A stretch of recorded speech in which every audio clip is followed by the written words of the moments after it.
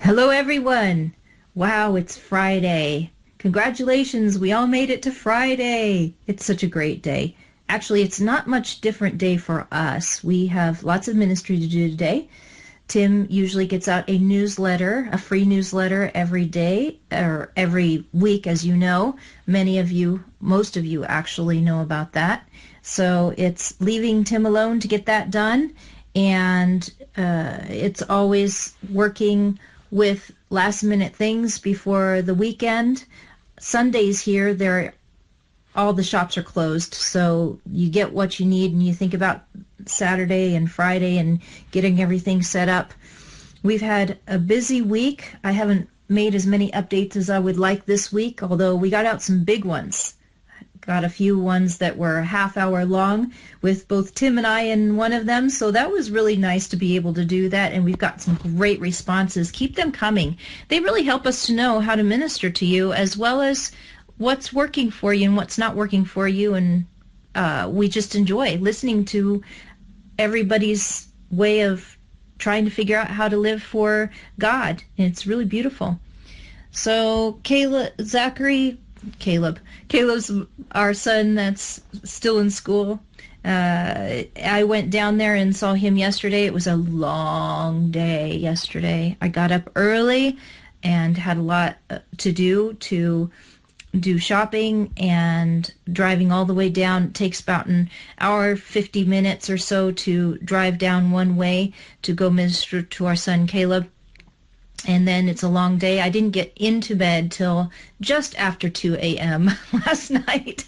So it was a busy day. Thursdays are always a busy day until he graduates. He's in his 12th year, and I enjoy going down there and supporting him. And for Zachary has had a busy week. He had some minor things going on to where he needed to rest more.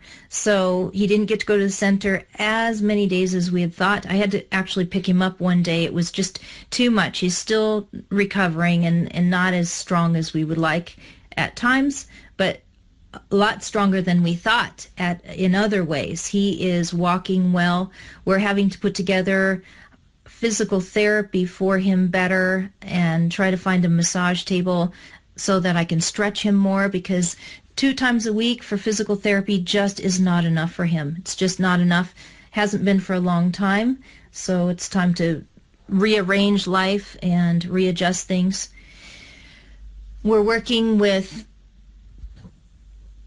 just trying to figure out what to do and when to do it. So yesterday I got to go to the dentist and get my teeth cleaned after about 3 years, and great news, my teeth are really good as far as on cleaning. They didn't have to take too much tartar off at all, and I got a compliment that my teeth looked really great. Here in Germany, they do separate appointments for checkups and cleanings. So today I get to go get a checkup, and I'm not too afraid of dentists. I like people in general, and the dentist I had in Costa Rica was just amazing. I mean, hard to live up to. So this is the first time here in Germany going to the dentist, and they're not as gentle as the dentist in Costa Rica so far, and that's okay. It's, getting used to new things is part of the whole plan of life, so we're working with that. And next week looks full as well. It's a week before my son Caleb has off of school, and we're receiving him, and also we asked for help. There's so much that we're not getting to here in the house, and that's one of the big things for me, is learning to be okay with asking for help. Sometimes we think that we need to do it all on our own, and we think we'll get to it, and we're embarrassed that we can't get to it. And when I get that way, I realize that I'm not looking at it right. We all have limited time, and we're making priorities the best we can on things. So I was thinking about this topic about asking for help, looking at my house. I mean, I'm giving you a picture today of my faucet that's super dirty. And it's I'm putting it up there to show that nothing is perfect in life. You just can't cover all the things that you think you should cover. And it goes to prove the whole thing that we hear, like, I'm trying to get my words together. Sorry, guys. Sometimes, things just don't come together. You know the eloquent saying, "How do I love thee?" Well, we show how do I love thee in so many ways every single day, and what we love. And sacrifice is part of it.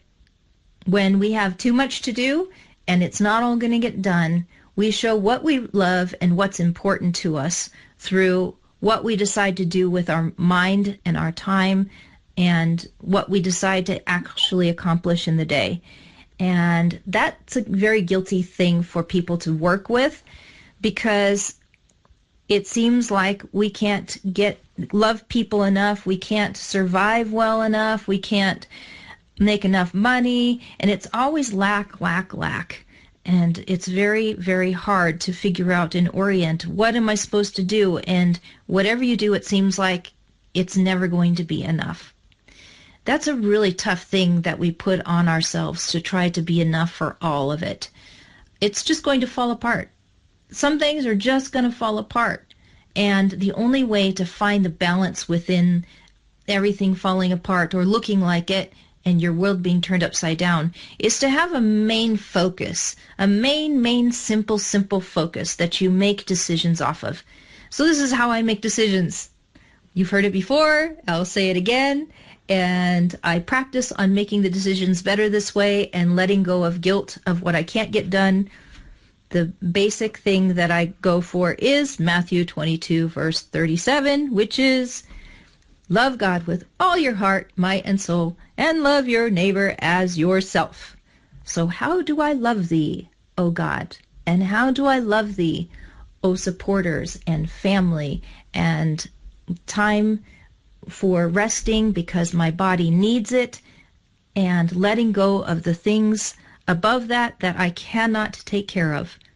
That's how I know, how do I love thee? So I love thee more than I love my faucet being cleaned, more than I love having my car cleaned, more than I love so many other things. I'm choosing you. And I'm also choosing God first. I get my rest. I sleep when I need to sleep. My body needs to work well. I eat well, and I take care of myself so I can take care of others. I love thee by trying to work by example, trying to take care of my family, make sure that I work with prayer together and work with studying, which sometimes, goes in and out. Honestly, there's a time where you get time for study and a time when you don't get time for study. Even Joseph had that situation. He ended up being well versed and well read with his father, and then he got sold into slavery, and the time of learning was by books and by dad was over, and now it was about applying what he had learned into life and doing it. He was no longer his own. In the same way, we go through different seasons and phases, and many times we get guilty, feeling guilty about that, but that's normal and it's okay. Sometimes you're praying more, sometimes you're working more and praying while you're working, sometimes you get to study. Those things happen. It's time to slow down, though, and decide what Father is calling you to do. And the only way you can do it is to slow down. You cannot get everything accomplished and be perfect. And people are going to have something to say about that because they have expectations on you, and you have expectations on you. It's time to let go of all those and cast all your expectations off and see what God expects of you, which is to love him with your whole heart, might, and soul, and love your neighbor as yourself. Oh, boy, that is a lot to try to do, isn't it? Let go of everything else. We can do it one footstep at a time, one day at a time, one decision at a time. It's just practice. You'll get it wrong at times, and I promise people will be upset with what you don't get done, and probably you'll be upset with what you don't get done for yourself as well.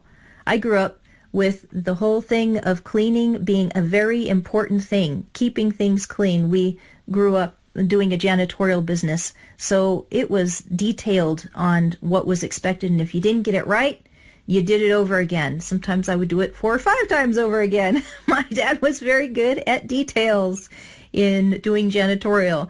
So looking at my house and looking how messy it is pushes my buttons even worse. And that is a good thing. That is a good thing.